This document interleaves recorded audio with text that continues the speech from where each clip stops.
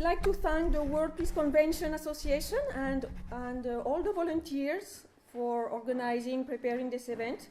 It has been a lot of work, so thank you also for being here. And of course, we would also like to express our gratitude to the generous people who sponsored this event, because without their contribution, nothing would have been possible, of course. And the inspiration for this conference, behind this conference, is Dr. T.D. Singh, who is a scientist and spiritualist of the Bhaktivedanta tradition of India. He worked tirelessly for 40 years of his life all over the planet for bridging science and spirituality, and for developing the interfaith dialogue so as to bring more harmony and peace in the world. So he passed away in 2006, but his students and friends remember his work and like to pursue his mission for the ultimate welfare of humanity.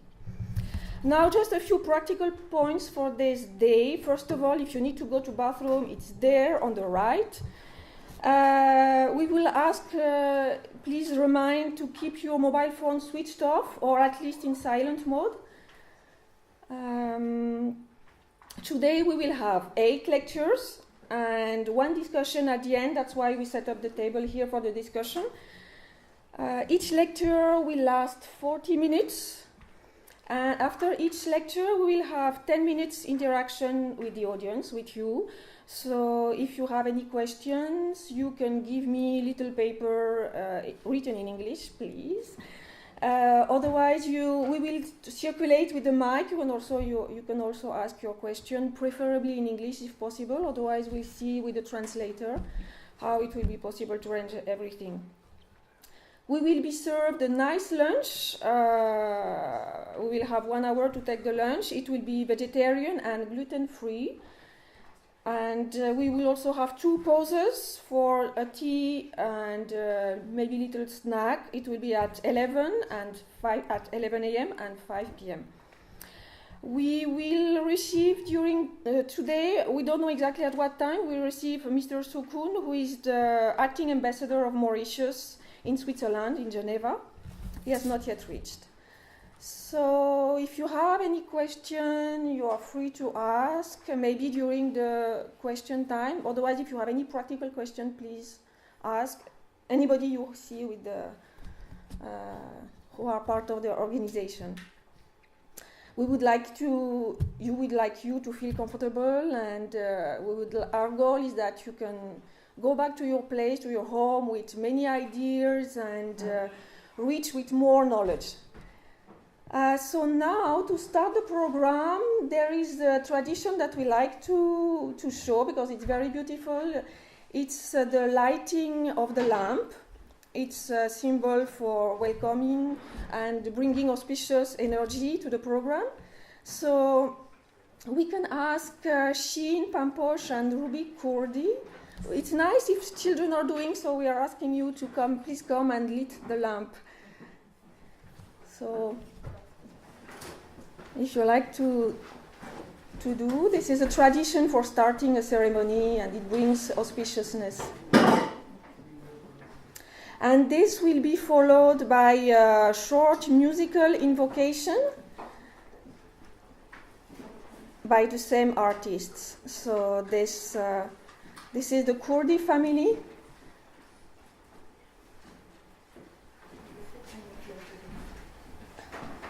Mrs. Kurdi will also give a lecture in the afternoon,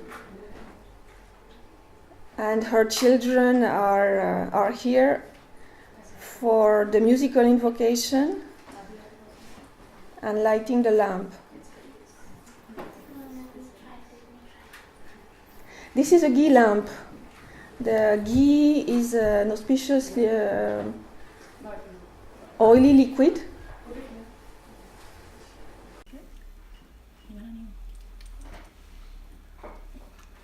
You should do like this. Never blow it. Wait. Yeah, now it should go. How are you? Good. Yes. Good. way, like the lamp has been lit and it is for everyone, that everyone is welcome, and may the warmth of this light give you more and more positivity. Thank you very much. So this will be followed by a musical invocation. So we'll start with the Om Ganpati Nama. It's a very auspicious thing to start any function or any program taking the name of Ganesha.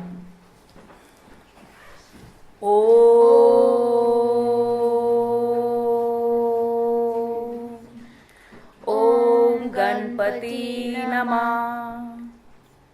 Now we'll be saying Gayatri Mantra. It is again for the prosperity and peace for everyone. So we'll chant Gayatri Mantra 3 times.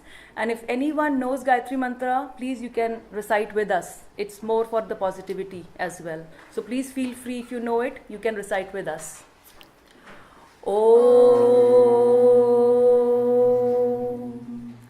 Om Bhur Bhuvasvaha Tatsavitur Varenyam Bhargo Devasya Dhimahi Diyo Yona Prachodayat.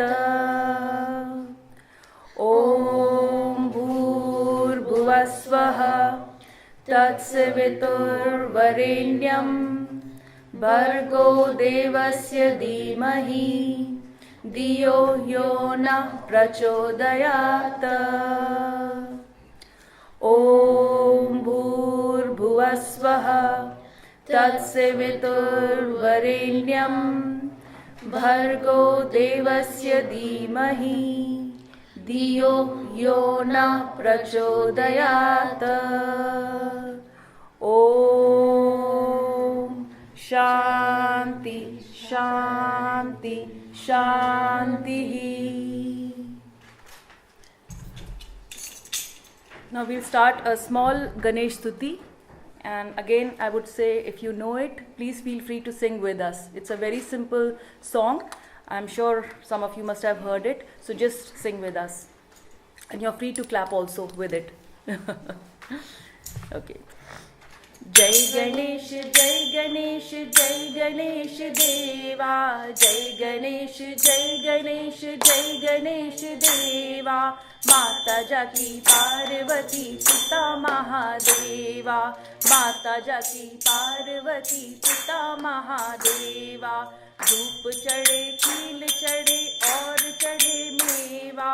धूप चढ़े खील चढ़े और चढ़े मेवा. लडुअन का भोग लगे संत करे सेवा. जय गणेश जय गणेश जय गणेश देवा. एक दंत दया दंत 5 भुजाधारी. एक दंत दयावंत 4 भुजाधारी. मस्तक सिंदूर सोहे मूस की सवारी. जय गणेश जय गणेश जय गणेश देवा. माता जाकी पार्वती पिता महादेवा. अंधन को आँख देत कोड़न को काया. अंधन को आँख देत कोड़न को काया. बांझन को पुत्र देत निर्धन को माया. जय गणेश जय गणेश जय गणेश देवा. माता जाकी पार्वती पिता महादेवा. पान चढ़े फूल चढ़े और चढ़े मेवा. पान चढ़े फूल चढ़े और चढ़े मेवा. तुरक शाम शरण आए सुफल कीजे सेवा. जय गणेश जय गणेश जय गणेश देवा. माता जाकी पार्वती पिता महादेवा. दीनन की लाज रखो शुभ सुतवारी. दीनन की लाज रखो शुभ सुतवारी. कामना को पूरी करो जग के बलिहारी. जय गणेश जय गणेश जय गणेश देवा. माता जाकी पार्वती पिता महादेवा. जय गणेश जय गणेश जय गणेश देवा. जय गणेश जय गणेश जय गणेश देवा. माता जाकी पार्वती पिता महादेवा. माता जाकी पार्वती पिता Mahadeva. Now we'll just say a peace shloka, which we are going to recite 3 times. Loka samhasta sukhino bhavantu. Loka samhasta sukhino bhavantu. Loka samhasta sukhino bhavantu. Om Shanti Shanti Shanti.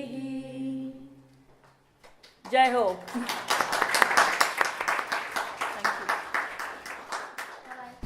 Mr. Rajkumar Sukun, who arrived, he's the acting ambassador of Mauritius. Acting ambassador of Mauritius in Switzerland. He's a diplomat representing the government of Mauritius. He's also a deputy permanent representative of the Mauritius mission in the United Nations, Geneva. Thank you so much for gracing the event with your presence. We will call Danielle Janin, who will speak. She's graduated in Philosophie from the Bhaktivedanta College in Belgium. So he's going to speak about Dr. T.D. Singh, who is the inspiration behind this conference. And you will explain that you present a conference that happened in Rome some years ago about life and its origin. Thank you. Now, I really hope that we are going to have a good, vision of his presentation he made 2004. He invited about 45 speakers from around the world to make an international conference on science, on life and its origin. So this is the second international conference, and I would like to ask you if you want to take notes, some details you really like to put on your agenda or your journal. Then they can bring back with you some ideas for next congress we organize every 2 years. But next year we have another congress in India, this is with another dimension for students and scientists.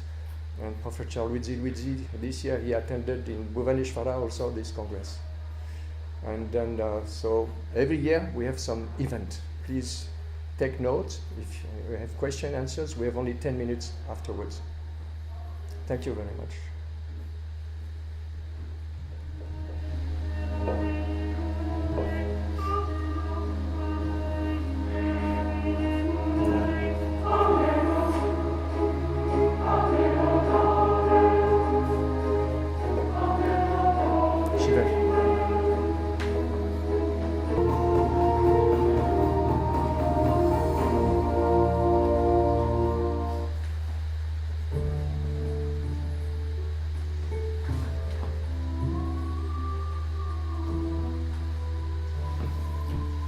So Bhaktivedanta Swami is founder of the Bhaktivedanta Institute, which is cultivating all the different Nobel scientists in the world who have made discoveries, who have Nobel Prizes.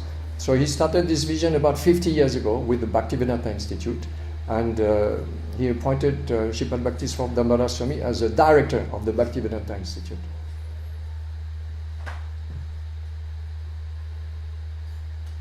So this is the second international conference held in Rome. This was in 2004.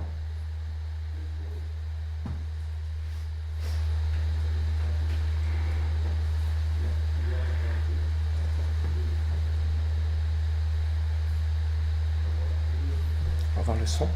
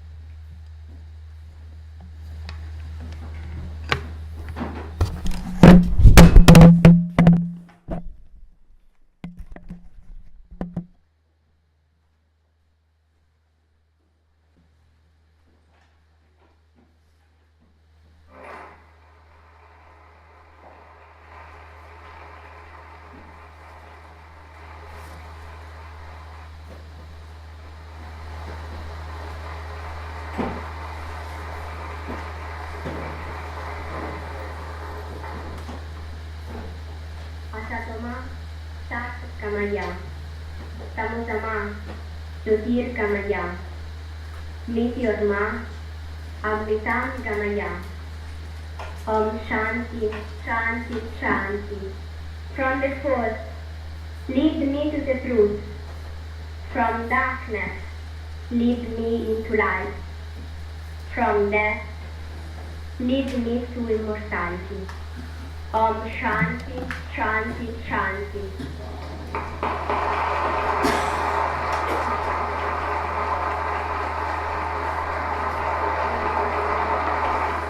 I have the pleasure of being the director of the Bhaktivedanta Institute and the organizer of this important conference.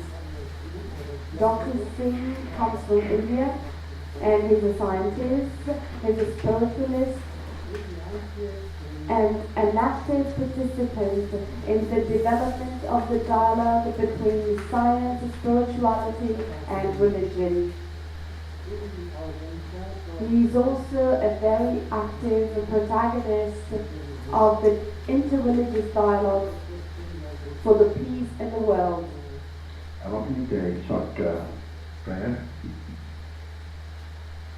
Krishnaya Vasudevaya Devaki Nandanaya Nandagopa Kumaraya Govindaya Namo Om Purnamadaha Purnamidam Purnat Purnamudachyate Purnasya Purnamadaya Purnameva Avasisate.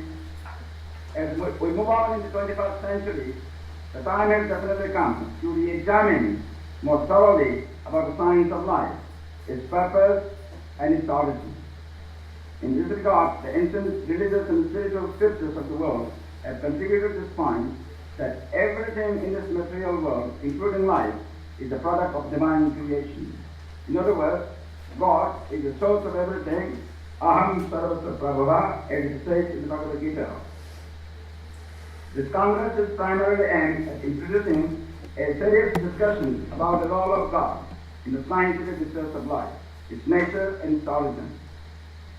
Many scholars today express that we need a new science or new paradigm to understand the deeper meaning of reality.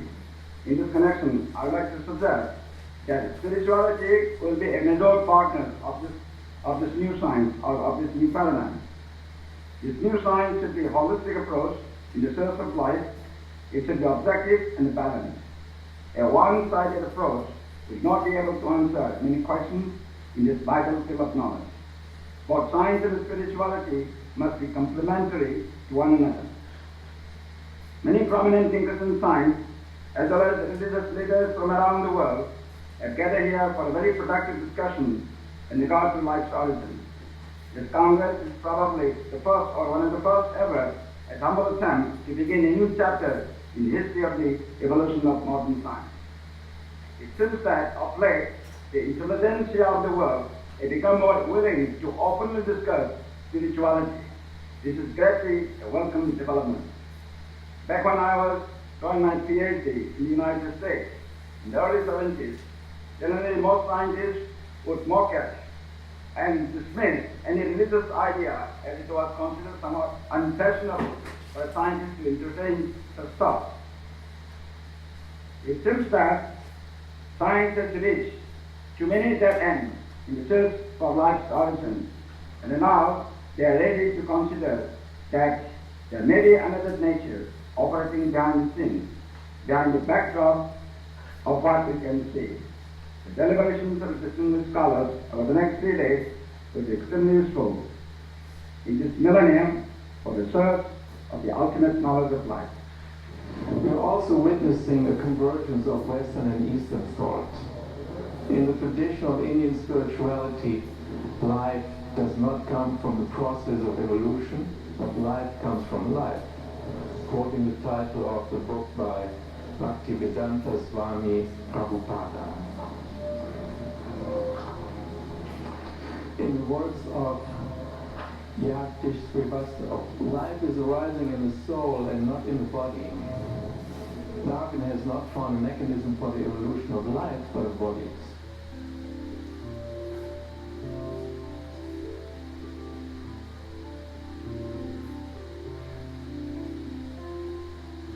We shouldn't be afraid to introduce in the scientific papers the concept. We should not be afraid. No, we should not be afraid of it, even if this produces controversies and difficulties. But we should try. I have introduced the concept of soul in my talk, which is also controversial. One can say mind in the scientific way, and also consciousness, but not soul. So I wanted to introduce this concept, considering all the difficulties that this creates, but we need such difficulties.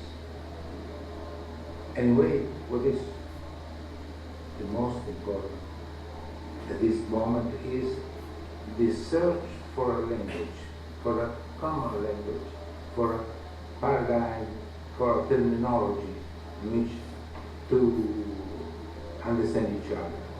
And this is not obtained by removing the old terms, because they have a lot of content which should not be lost.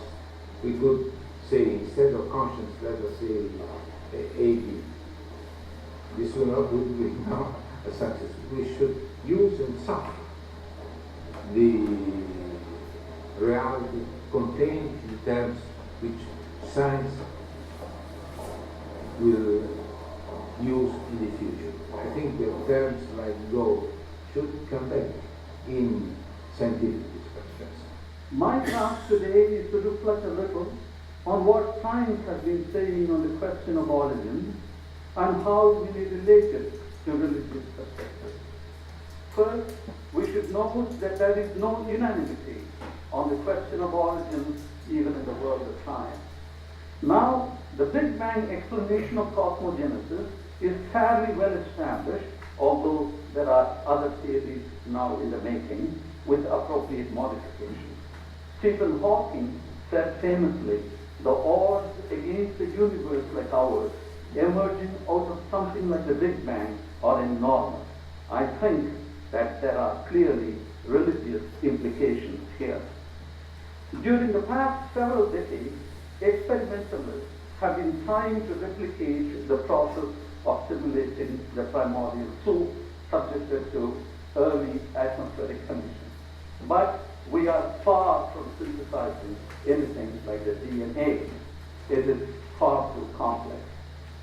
The blue-green algae, which is some 3.5 billion years old, has some 3.6 million base pairs.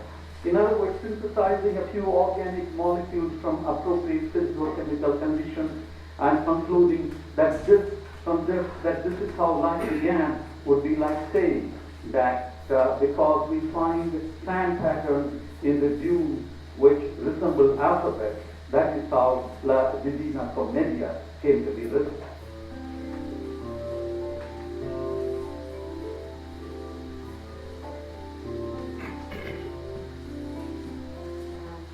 Science and religion are tools that drive cultural change, and we must take care to ensure that our scientific and religious enterprises remain dynamic and relevant to our current environment. If we are to push forward the boundaries in either science or religion, we need to develop an open, creative, questioning approach to the problems that confront us.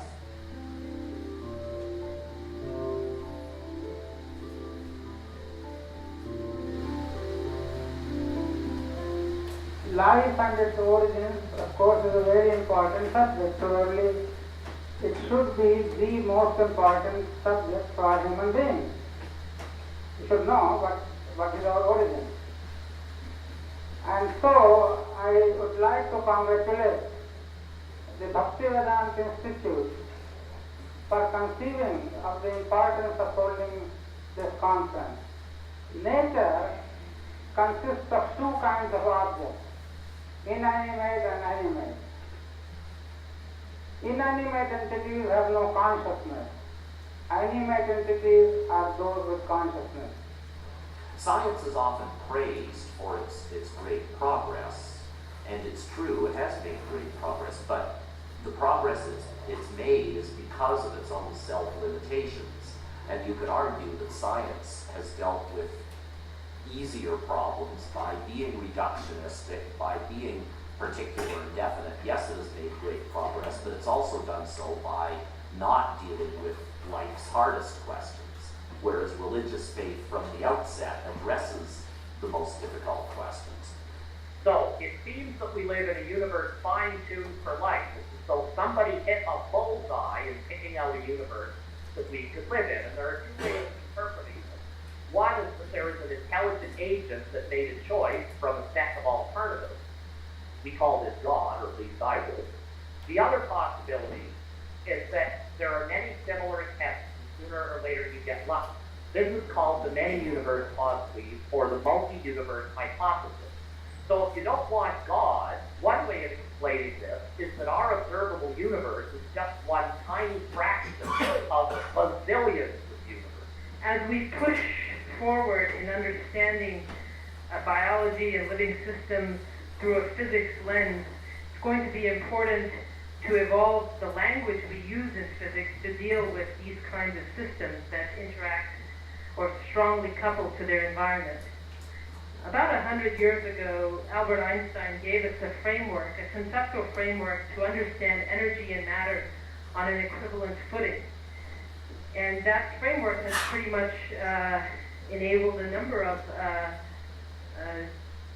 insights and discoveries during the past century of physics. And I would say that as we move forward into this new century, we should explore, as we try to develop physics to deal with things like living systems, we have to actually expand our framework within physics to deal not only with the equivalence of matter and energy and how to interchange between the two, but also we need to come to terms with information. And maybe in a conference such as this, people might call, maybe that's where consciousness might come into play as well. The interesting thing is that these living systems provide us with a laboratory to study the exchange of matter, energy, and information, and the interplay of these with each other. And I think in moving forward, that's something that we should think of, and maybe that's an area where spiritual perspectives and worldviews can help us, as well as what we have in science so far in moving forward. Life comes from life. Life doesn't come from matter. Life doesn't originate from matter. Matter comes from life. That there exist two categories of worlds, a material world and a spiritual world, and that both have their reality. And obviously the material world is functional, instrumental to the spiritual world, that the material world is not something illusory or non-existent or to be denied a priori. Rather, it is the laboratory of our life for our return trip to the spiritual world.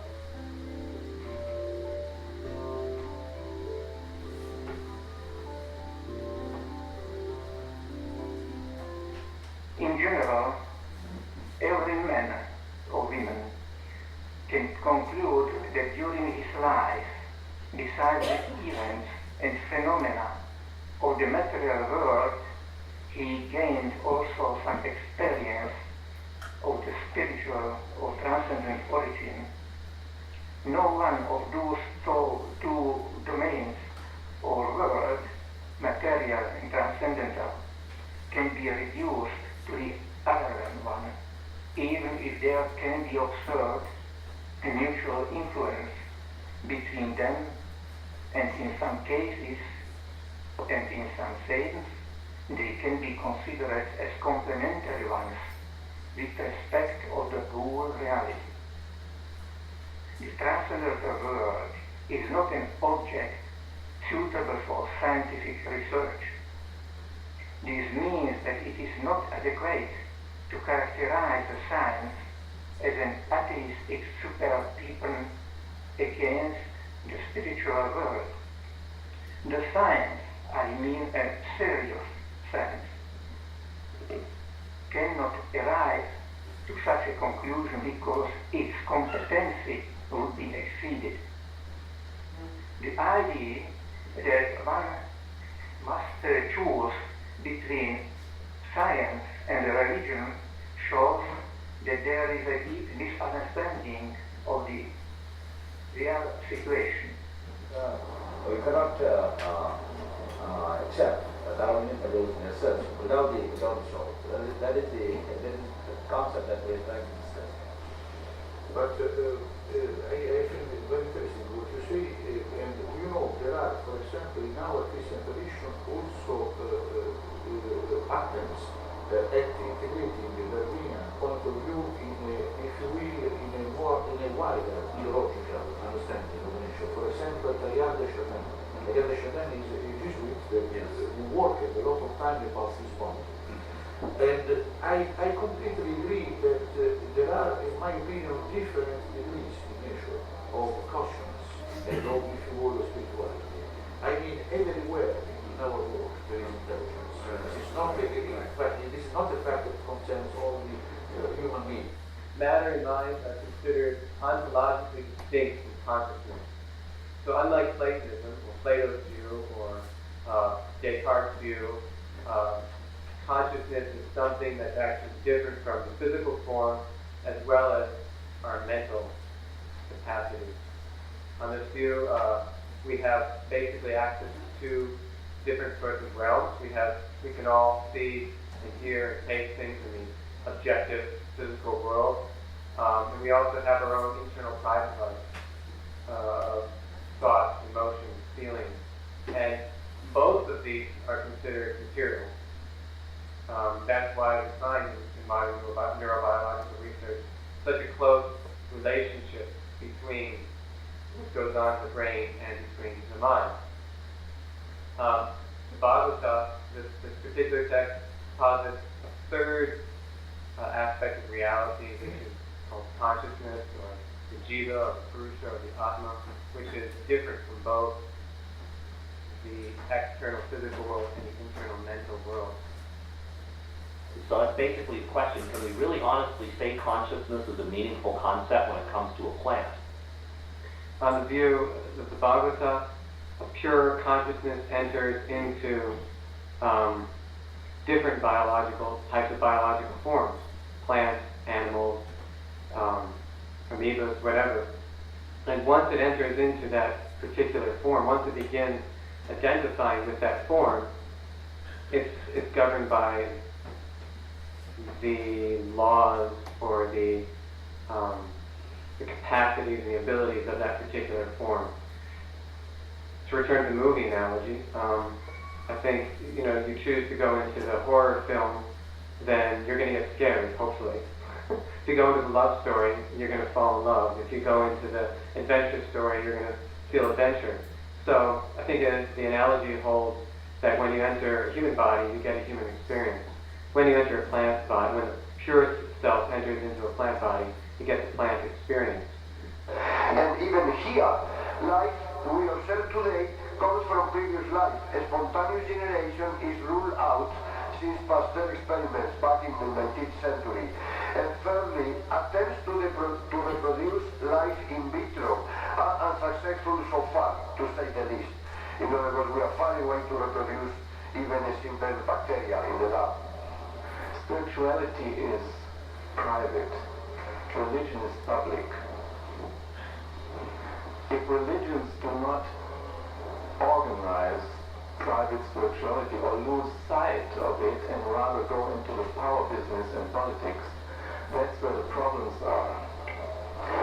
Now, scientific insight is private. Scientific knowledge is public.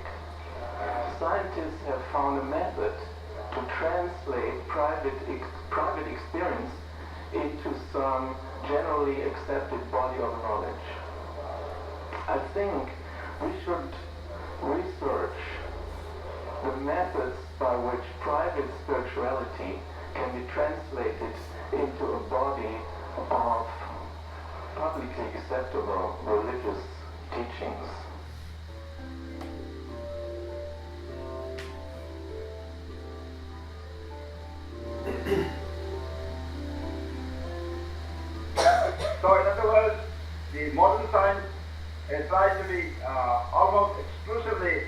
mechanistic. However, these mechanistic models are thus entirely dependent on our limited powers of sense perception. However, if the honest and thoughtful person will agree that the electron, just like God, has never been sent. However, although the electron cannot be sent, its nature and existence can be understood by its symptoms. The symptoms can be inferred from the electron's influence and the interactions with observable energy. In the same way, the spiritual soul, or the spiriton, you can say, cannot be sent, but its symptom consciousness can be perceived. Similarly, God can also can be experienced if we look for symptoms of its existence. For example, beauty, truthfulness, intricate and mathematically perfect laws of nature, mysteries and mysticism, etc. Some of these are quantifiable, such as the mathematical laws, while others, like beauty, cannot be quantified or explained by rigorous scientific process. But we all know that both of these groups do exist as a part of reality. Therefore, the conclusion is that reality exists beyond the boundaries of empirical observation. Lately, meetings like this one are more and more frequent, and I would like to thank the organizers and Dr. Singh for inviting me. And in these meetings there are scientists of different cultures and representatives of different religions. Believers and laymen have a dialogue on the most important themes of modern science and of life science. Independently of what our origin is, we might never know that. Independently of whether we are fruits of chance or necessity, it's not so important knowing where we come from, but where we are going and how we are going there. Thank you. Why the free will topic is so important within this discussion? Because the free will is an element which enables the soul to develop itself. The free will enables to go right or left according to the freedom we've got. It enables to decay or to grow. So it is the free will is a tool of consciousness which enables to have this development. Darwin did not identify the consciousness, so it does not identify the free will. When we consider the process of life, it may be difficult to accept that we become ever more alive. And yet, for every human being, it is true that he or she is not a mortal being moving towards its end, but is an immortal being beginning to live. It would be very easy to quote many texts from the Bible, the Vedas, the Quran, Adi Granth, teachings of the Buddha, and other venerable collections of writings.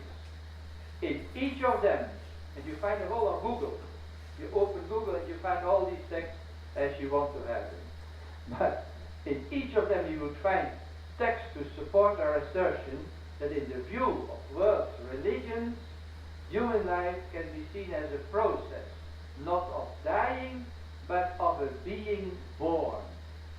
Therefore, also we go from one moment of birth to another. Each moment of birth is a becoming free, a liberation. We move from rebirth to the final great rebirth of unending, infinite life. And that happens when one leaves behind skin and bones.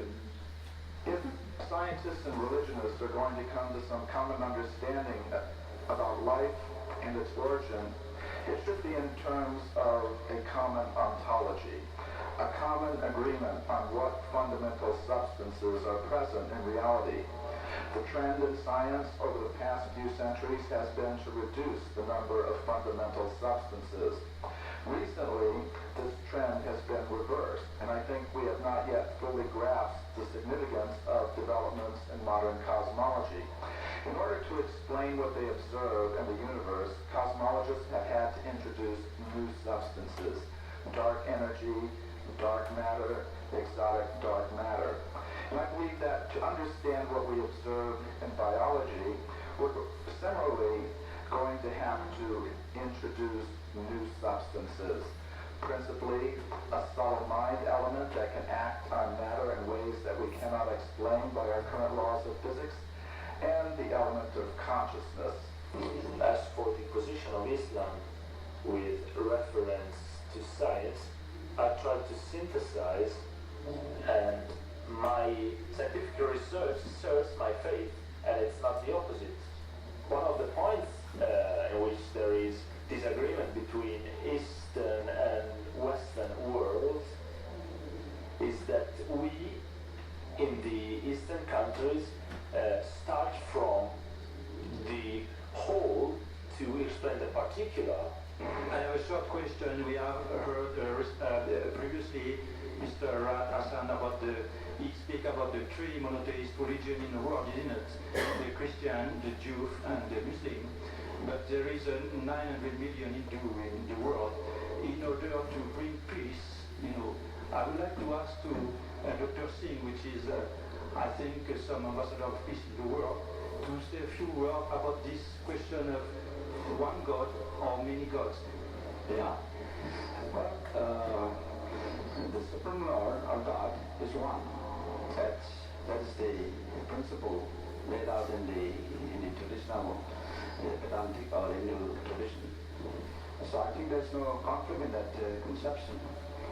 But the trouble is that language problem, I think it creates a kind of in the minds of others who are not trained in that culture. There is some misconception. Otherwise, God is also one. Hinduism is also monotheistic in the strictest sense, but in the Western world it is not known. I think that's why sometimes it requires this dialogue, this discussion, and these things are very helpful. Whether there are things in spirituality that can be subjected to something like a repeatable scientific experimentation. I happen to be a leader actually in that field of repeatable scientific experimentation. It's called design of experiments. Now the thing is this, the spiritual leaders from ancient times in all parts of the world have had spiritual experiences. They have spiritual teachings. If we could only divorce religion from that and see what the spiritual teachings are, then all these teachings are like repeatable experiments. Something that Jesus Christ said, if I follow it today, it will lead to certain results. Something that Krishna said, if I just follow it, it will lead to that result. This is repeatable, and I have seen it repeated. There are so many saints in the world. They repeat it, and we see the results. They grow spiritually. So this is nothing new actually. All of spirituality has that basic scientific feature of being repeatable. Transition from nothing to something is not a physical transition. Physics in natural science is in general are always dealing with some environment whose properties are specified by quantities adherent to the matter. A scientific approach, including for instance also the notion of causality, is to the material world, not to the spiritual one. The religion is in a special way intimately related to such a world which cannot be sufficiently described in terms adhering to the material world. There is a beautiful scientific tradition, logics and informatics right in the Indian culture, so I think and I hope to find interlocutors to start this work between our two cultural traditions. I am the same Gianfranco Basti, my identity is the same, both when I existed as a single cell in my mother's womb, right after my conception. When I was 4 years old and weighed 20 kilos, and now that I'm 50 and almost 100 kilos because I'm overweight, composed of many billion cells, 10 to the 17th, that is some hundreds, millions, billions cells. My name is Vittorio Marchi. I'm a professor in physics and a researcher scientifically. And this is the work that I've been carrying on for 40, 50 years, and which I'd like to carry on till the end of this experience on Earth, to extend to all people this concept.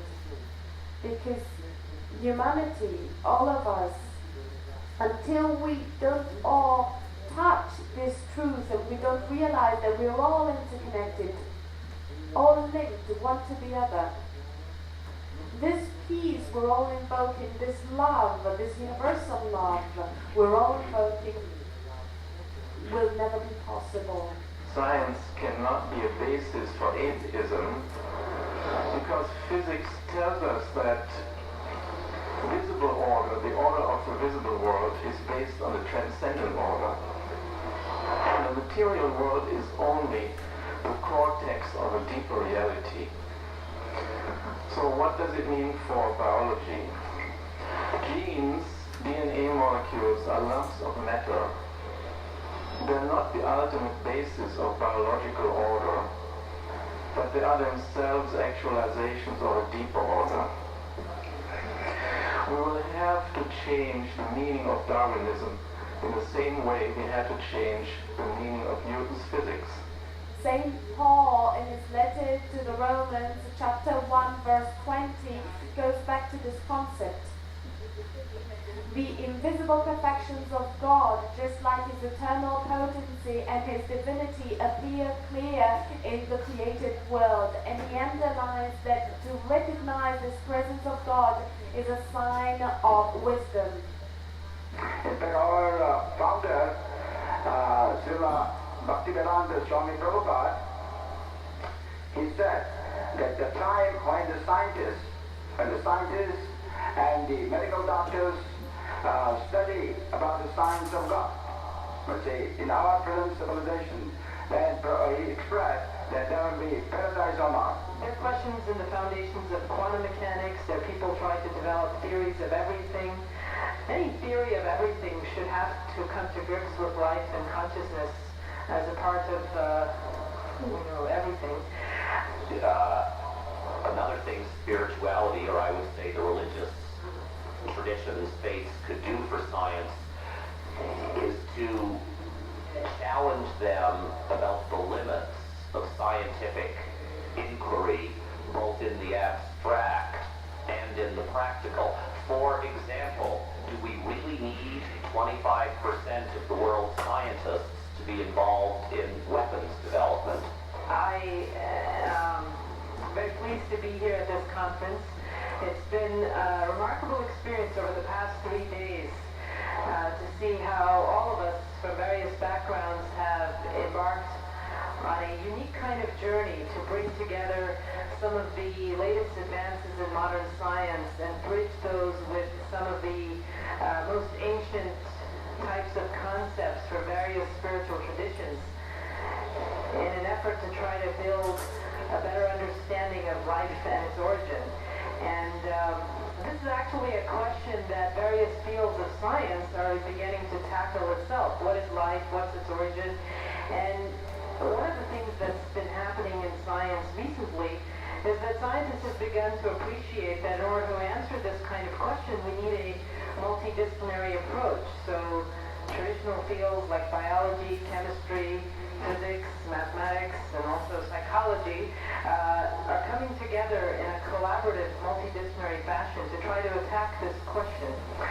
And what's unique about this Congress is that it brings together not only that approach, but an entirely new approach, or perhaps an ancient approach, where it takes various world religions and their points of view and brings them together at a common table, for lack of a better word, of spirituality, to try to build a bridge between those two worlds to better understand this more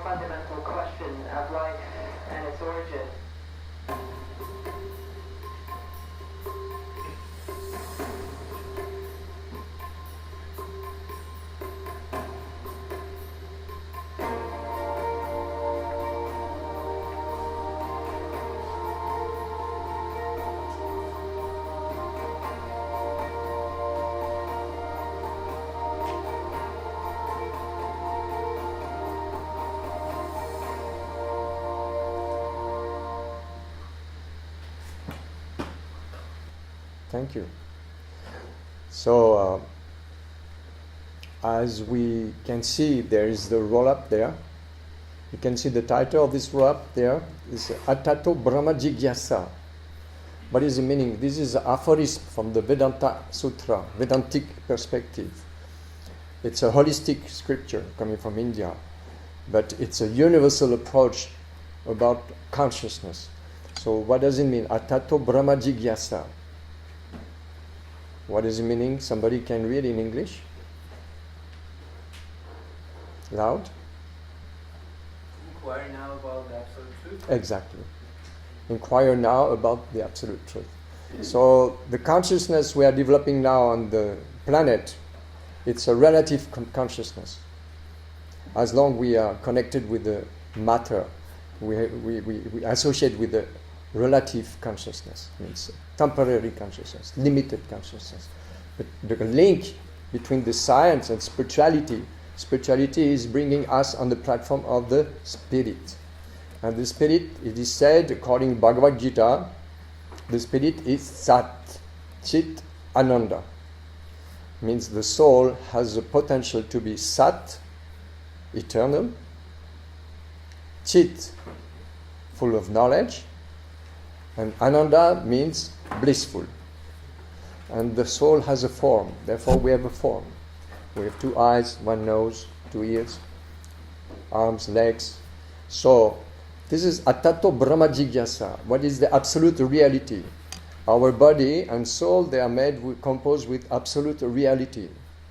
Means we need to sleep, we need to get up, you need to wash ourselves, we need to eat, we need to go to do our natural urgent calls, and we need to die. We cannot escape all these things. So, how can we understand the absolute truth? We are living in an absolute truth, but sometimes we don't know. So this is the goal of these conferences, to accelerate our understanding. What are we doing on this planet? Why we took birth on that planet? And where we are going to end up at the end of this life in this planet. So this means death. Some they believe in the principle of reincarnation or transmigration of the soul. So these points were very nicely discussed in this conference. And I hope some of you took some notes. We have many bags with different notepads inside. In a parental form. So God is heavenly parents. God is the center of heart and life. In my opinion, you are either male or female. You are either you have a spirit and a body. So there is a correlation between spirit and body. There is correlation between man and woman. There is a correlation between husband and wife. But we know as human beings, if parents are together, they can produce life. So God is heavenly parents. He's the one who has produced life and has created the axioms and principles which enables the energy to have certain forms and certain behaviors. Accordingly, it expresses itself. For example, radio waves are also energy, but they are not matter. They are a type of energy which are different to matter, to physical body also. But it's still energy, it has a certain amount of form. Thank you. Thank you for your comment, which is very interesting. And I have almost nothing to say about it because it's really similar to the Vedic perspective. It's very similar. There is correlation between spirit and the body, and the matter is a parallel study of life that we are discussing now in this conference, Science and Spirituality. So I'm very happy and very pleased to hear the similarity of your understanding in this matter of life, coming from a God who is giving all the facilities to enable us to feel, think, and will in our approach of absolute reality. Thank you very much. It was a nice comment. Thank you very much. We have another question for Professor. As much as I like all the presentation, I believe there is an element of unclarity in all of that, and I think we should use also our sense of critics to see that. And the unclarity, to me as a scientist, is the following, that the scientists and science in general explain or try to explain the phenomena of the world without using the word God. I mean, it is a trivial observation, but it's fundamental.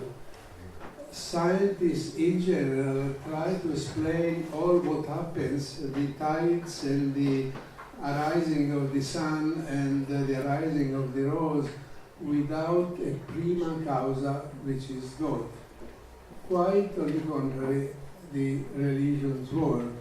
Now, science and spirituality, to me, I've been working all life on that, arises when we realize that the world that we see with our sense is not complete. There is an entire transcendent world which we cannot grasp with science. And this is where science and spirituality meet. But, you know, to always use the term God to explain all the phenomena of life itself, and the origin of the cosmos, is for science, for scientists, not a solution. And this element of unclarity should be made clear. Science and spirituality meet there where the observation, the reality cannot be enough to explain the entire world. Well, I think we heard. Yes. Thank you very much for your adding this It's good comment. Thank you. Yes.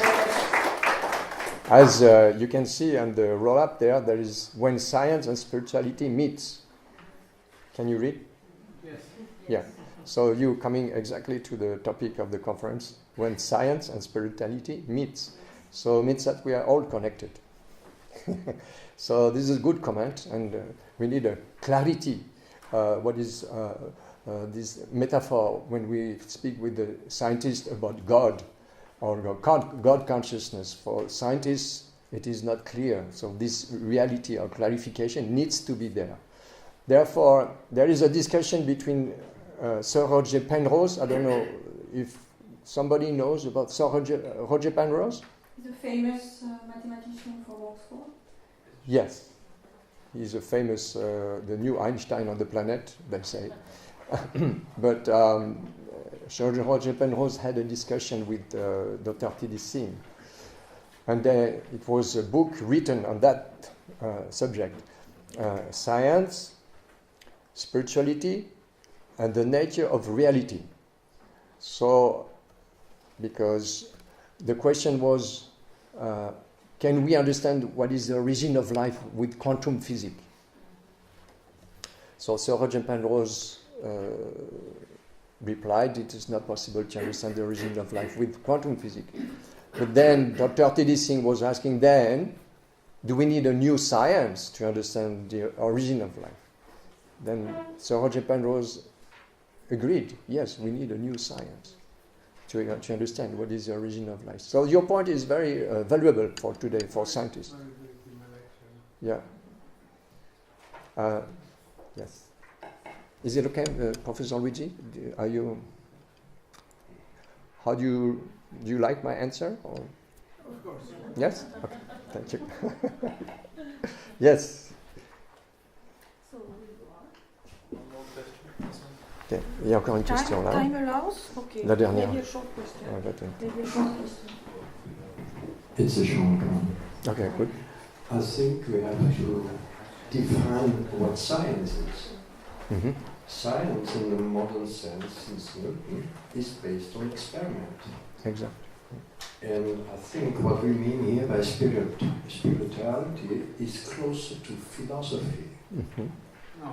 And there's no way you can experiment with God and spiritual things. Yes. Or, unless you make it, you define it as we heard before, that you go by repeatable experiments. Experiments. Yes. How to define God after repeatable experiments.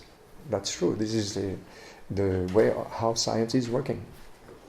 But there is another way how spirituality is working. So we have to combine together, to make a synthesis.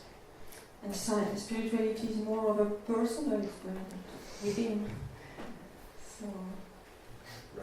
So many questions. So there are two more questions. You are the chief of the time today, so you have to decide. Who first? Thank you.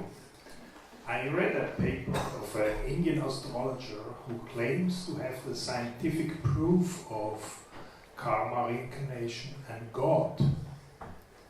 And what he does is a statistical analysis of a comparison of what a computer software says, an astrology software in that case, and a hand autonomy, or the face autonomy, statistically. So he makes lots of photos and lots of calculations, and he says he has a statistical evidence for a match which is above chance.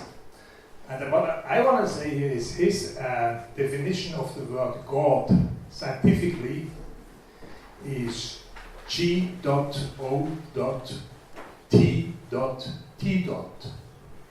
which is in German gerechte Ordnung im Transfer und Tabula Rasa. G.O.T.T. Because he says, when there is karma and reincarnation, and we have the scientific proof of that, there has to be an operating system. Something which is recording all the data and transferring it into a didactic operating system. Could be DOS, DOS. So that is his scientific experiment with God. That there is a universal organizing operating system. In karma and reincarnation and DNR. We all know that DNR is code. So his claim is everything is code. It's called the matrix in the modern movie industry. So what would you think about this explanation of God, this scientific explanation of God? Thank you very much. So is it a comment or is it a question? The question was on the end. Ah. So it's very scientific.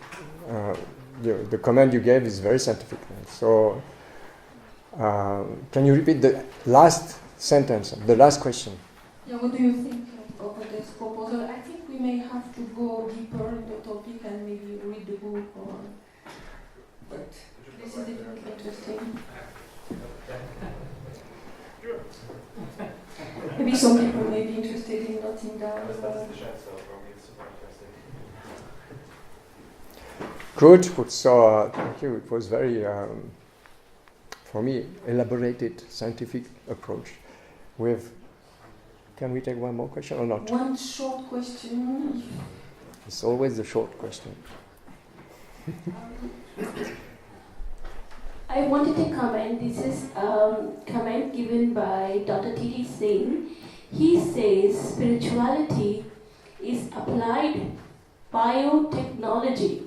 He says spirituality, when applied on a body, it's like an experiment.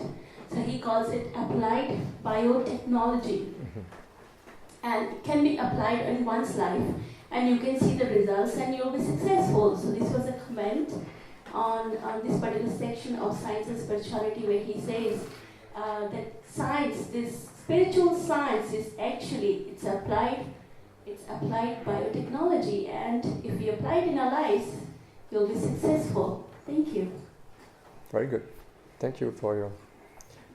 Does everybody agree with this comment? Not everybody, but for spiritualists it's understandable, but for scientists we need another approach. Isn't it? So thank you very much for your patience and your questions and your attention. Now we are going to follow the order of our presenter and then for the next presentation. Thank you very much. Have a nice day.